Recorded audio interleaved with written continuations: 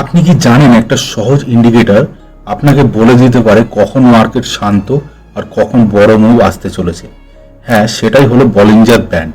আজকের ভিডিওতে আমি আপনাদেরকে খুব সহজ ভাষায় দেখাবো বলিঞ্জার ব্যান্ড কি, কিভাবে কাজ করে, আর এটা কিভাবে একটা সঠিক এন্ট্রি এক্সিট খুঁজে বের করে দেয়।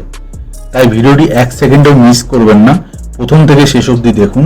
আর ভিডিওটি ভালো লাগলে ভিডিওটিকে লাইক করুন, চ্যানেলটিকে সাবস্ক্রাইব করুন। তো চলুন শুরু করা যাক। তো আজকের টপিক হচ্ছে বলিঞ্জার ব্যান্ড। তো সবার প্রথমে আমরা জেনে নেব বলিঞ্জার ব্যান্ড কি। বলিঞ্জার ব্যান্ড হলো একটা ভলিটিলিটি ইন্ডিকেটর। ভলিটিলিটি ইন্ডিকেটর মানেটা কি? ভলিটিলিটি মানে মার্কেট ধরুন আপ এন্ড ডাউন করছে, উপরে যাচ্ছে নিচে যাচ্ছে, মার্কেটে যত ফাস্ট আপ এন্ড ডাউন হবে সেটাকে ভলিটিলিটি বলে। মূলত তিনটি লাইন বলিঞ্জার ব্যান্ডে থাকে, একটা হচ্ছে মিডিল ব্যান্ড, একটা আপার ব্যান্ড, একটা লোয়ার ব্যান্ড। মিডিল ব্যান্ড সাধারণত 20 SMA একটা ব্যান্ড চলে, ঠিক আছে, 20 মুভিং অ্যাভারেজ। তো এই ব্যান্ডটা মিডিলে থাকে এরকম, আর উপরে আরেকটা ব্যান্ড থাকে, নিচে আরেকটা এরকম ব্যান্ড থাকে। তো এইটা হচ্ছে বলিঞ্জার ব্যান্ড। বলিঞ্জার ব্যান্ড কিভাবে কাজ করে? যখন মার্কেট শান্ত থাকে ব্যান্ডটা শুরু হয়ে যায়, ঠিক আছে। ধরুন মার্কেট একদম শান্ত চলছে, তখন ব্যান্ডটা ঠিক এরকম টাইপের হয়ে যায়, এরকম আস্তে করে এরকম ছোট টাইপের, এরকম সরু টাইপের হয়ে যায়, ঠিক আছে। তো এর ভিতরেই প্রাইস চলতে থাকে। ওকে, যখন একটা বড় মুভ আসতে চলে তখন ব্যান্ডটা এরকম এরকম ফাঁকা হয়ে যায়, ঠিক আছে, এরকম এরকম এরকম চলতে থাকে। আর প্রাইস উপরের দিকে যদি থাকে উপরের দিকে মুভ দেয়, নিচের দিকে যদি থাকে নিচের দিকে এরকম মুভ দেয়। আশা করি আপনারা বুঝতে পারলেন। ব্যান্ডটা ঠিক এরকম, এটা ঠিক এরকম একটা স্কুইজ মতো হয়ে যায়, তারপর এটা ব্রেকআউট যখনই দেয় তখনই এরকম চলতে থাকে। বলিঞ্জার ব্যান্ডে এন্ট্রি এক্সিট সিগন্যাল আমরা কি করে দেখব? দেখুন, প্রাইস যখন আপার ব্যান্ডের উপরে আটকে যায়, ধরুন প্রাইস এরকম, এটা হচ্ছে আপার ব্যান্ড, এটা হচ্ছে লোয়ার ব্যান্ড।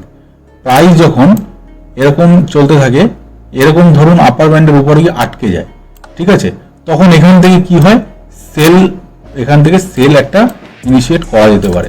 অনেক সময় কি হয়, এই ব্যান্ডের উপরে গিয়ে একটা বড় একটা মুভ এখানে ক্যাপচার করা যায়। অনেক সময় এই ব্যান্ড থেকে বেরিয়ে একটা বড় মুভ উপরের দিকে দেয়। তো যখন এটা উপরে একদম বেরিয়ে যাবে তখন এখান থেকে একটা নিচের দিকে সেল ট্রেড ইনিশিয়েট করা যেতে পারে। এখান থেকে প্রাইসের স্ট্রেংথ কমে যায়, এখান থেকে ধীরে ধীরে প্রাইস নিচে আসা শুরু করে। যখনই প্রাইস উপর থেকে নিচে ব্যান্ডের, এই উপরের ব্যান্ডের আপার ব্যান্ডের নিচে এসে ক্লোজ দেবে, তখন এখান থেকে আমরা একটা সেল ট্রেড ইনিশিয়েট করতে পারি প্রাইস অ্যাকশনের উপর বেস করে। সেরকমই প্রাইস যখন নিচে চলে, ঠিক আছে, লোয়ার ব্যান্ড নিচে ধরুন এরকম চলছে, তখন এটা ওভারসোল্ড জোন হয়। ওভারসোল্ড জোন মানে এখান থেকে একটা রিভার্সাল ট্রেড উপরের দিকে আসার চান্স থাকে। আর উপরে যখনই এরকম চলে যাবে, এবং উপরে যখন এরকম ব্যান্ডটা ক্রস করবে, তখন এখানে একটা ওভারবট জোন তৈরি হবে। তো সেল ট্রেড নেওয়ার সুযোগ থাকবে, আর নিচে যখন আসবে তখন এটা বাই ট্রেড হওয়ার সুযোগ থাকবে, ঠিক আছে। তো আমরা এটা এভাবে চেক করব। ব্যান্ড ব্রেকআউট, বড় ট্রেন্ড আসতে পারে। আমি বললাম না, যখন ব্যান্ড যখন এরকম চলতে থাকবে, ধরুন এরকম চওড়া হয়ে গেছে, ঠিক আছে, প্রাইস যখন এই ব্যান্ডের উপরে এরকম ক্লোজ দেবে, তো এইখান থেকে একটা বড় মুভ আসতে পারে। ওকে, যখন ব্যান্ডের বাইরে চলে যাবে তখন এটার স্ট্রেংথটা ধীরে ধীরে কমতে থাকবে। আস্তে আস্তে যখন আবার নিচে এসে এই ব্যান্ডের উপরের ব্যান্ডের নিচে এসে ক্লোজ দেবে, তখন প্রাইস নিচের দিকে আসা স্টার্ট করবে। বিগিনার্সদের জন্য কিছু বলবো, শুধু বলিঞ্জার ব্যান্ড দেখে ট্রেড করবেন। আমি আমার সমস্ত ভিডিওতে আমি বিগিনার্সদের বলে থাকি, এই যে ইন্ডিকেটরগুলোর ব্যাপারে আমি ডিসকাশন করছি, শুধু ইন্ডিকেটরের উপর বেস করে কোনোদিন মার্কেটে ট্রেড করবেন না। ইন্ডিকেটর হচ্ছে একটা সাপোর্টিভ, আপনাকে সাপোর্ট করবে, ঠিক আছে। আপনার বুঝতে সুবিধার জন্য ইন্ডিকেটর আমরা ইউজ করে থাকি, ঠিক আছে। তো ইন্ডিকেটরের উপর বেস করে কখনোই পুরো ট্রেডটা আপনি নেবেন না। তার জন্য আপনাকে জানতে হবে প্রাইস অ্যাকশন, আপনাকে টেকনিক্যাল অ্যানালাইসিস জানতে হবে, সাথে আপনি ইন্ডিকেটরকে ইউজ করতে পারেন সাপোর্টিভ হিসাবে, সাপোর্টিভ রোল হিসাবে আপনি ইন্ডিকেটরকে ইউজ করতে পারেন, কিন্তু কখনোই এটাকে ফার্স্ট প্রায়োরিটি দেবেন না, ঠিক আছে।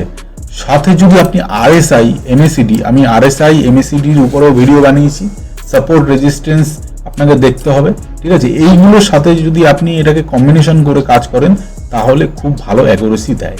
ইন্ট্রাডে যদি আপনি করেন তাহলে 15 মিনিট টাইম ফ্রেমে চার্ট ভালো রেজাল্ট দেয়, 15 মিনিট টাইম ফ্রেমে আপনাকে কাজ করতে হবে। আর সুইং ট্রেডিং যদি আপনি করেন তাহলে ডেইলিতে করতে হবে।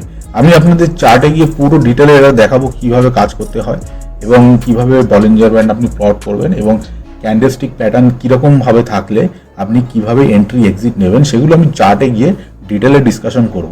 যদি আপনি এত পর্যন্ত ভিডিওটি দেখে থাকেন তাহলে ভিডিওটিকে অবশ্যই লাইক করুন, চ্যানেলটিকে অবশ্যই সাবস্ক্রাইব করুন।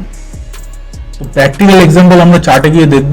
তো তার আগে আমি একটু বলে দিই, ধরুন কোনো স্টক ঠিক আছে লোয়ার ব্যান্ড থেকে উপরে উঠছে, ধরুন প্রাইস এরকম নিচের দিকে নামছে, লোয়ার ব্যান্ড রয়েছে আপনার বলিঞ্জার ব্যান্ড এরকম, ঠিক আছে, প্রাইস এরকম নিচের দিকে আসলো, আপনার লোয়ার ব্যান্ডের নিচে নামলো, তো এখান থেকে একটা রিভার্সাল ট্রেডের অপরচুনিটি খুঁজে পাওয়া যেতে পারে। এখানে একটা স্ট্রং বাই জোন তৈরি হতে পারে, ঠিক আছে। তো এই জিনিসগুলো আমাদের আপনাদেরকে লক্ষ্য রাখতে হবে।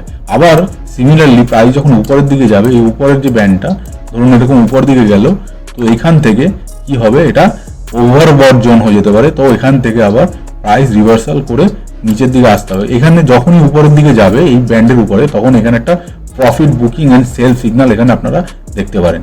তো আমরা এটাকে চার্টে গিয়ে দেখব, চার্টে গিয়ে পুরো অ্যানালাইসিস করব এবং এটাকে দেখব কিভাবে এটা কাজ করে। তো চলুন চার্টে যাওয়া যাক। তো দেখুন আমরা চার্টে চলে এসেছি। এটা আমরা রয়েছি নিফটির চার্টে, নিফটির ডেইলি টাইম ফ্রেম। তো এখানে আমরা বলিঞ্জার ব্যান্ডকে প্লট করব এবং প্লট করে দেখব ট্রেডটা কিভাবে এখানে প্ল্যান করা যায়। তো সবার প্রথমে আমরা কোথায় চলে যাব, ইন্ডিকেটর সেকশনে। এই ইন্ডিকেটর সেকশনে আমরা যাব, এখানে গিয়ে আমরা বলিঞ্জার ব্যান্ডটাকে সার্চ করব। ইন্ডিকেটর সেকশনে গিয়ে প্রথমে ক্লিক করতে হবে, ক্লিক করার পর এখানে সার্চ করতে হবে বলিঞ্জার ব্যান্ড, ঠিক আছে। বলিঞ্জার ব্যান্ড আমি সার্চ করব, বলিঞ্জার ব্যান্ড এখানে আছে দেখুন, এই যে বলিঞ্জার ব্যান্ড, ঠিক আছে। এটা আপনি স্টার করে রাখতে পারেন, স্টার করলে আপনার ফেভারিটে চলে যাবে। তো বলিঞ্জার ব্যান্ডে আমি ক্লিক করলাম, ক্লিক করার পর দেখুন এটা চার্টে প্লট হয়ে যাবে, ঠিক আছে। তো এখানে আপনারা দেখতে পাচ্ছেন বলিঞ্জার ব্যান্ডের উপরে এই একটা লাইন, এটা হচ্ছে আপার ব্যান্ড, এই নিচের লাইনটা হচ্ছে লোয়ার ব্যান্ড, আর মাঝখানে যে লাইনটা চলছে এটা হচ্ছে 20 SMA মিডল ব্যান্ড, ঠিক আছে। তো এই বলিঞ্জার ব্যান্ডটাকে আমরা দেখব কিভাবে এটা কাজ করে।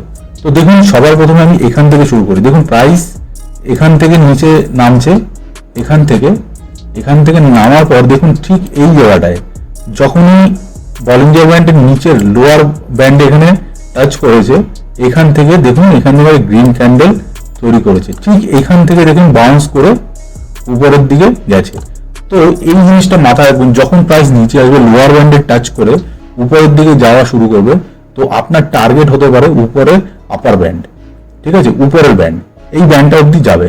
এই ব্যান্ডে গিয়ে দেখুন এইখানে গেছে, এই ব্যান্ডের বাইরে ক্রস করেছে, এখান থেকে এই অবধি গেছে, এখান থেকে দেখুন আবার নিচে ক্লোজ যেই করেছে এখান থেকে সোজা নিচে, ঠিক আছে।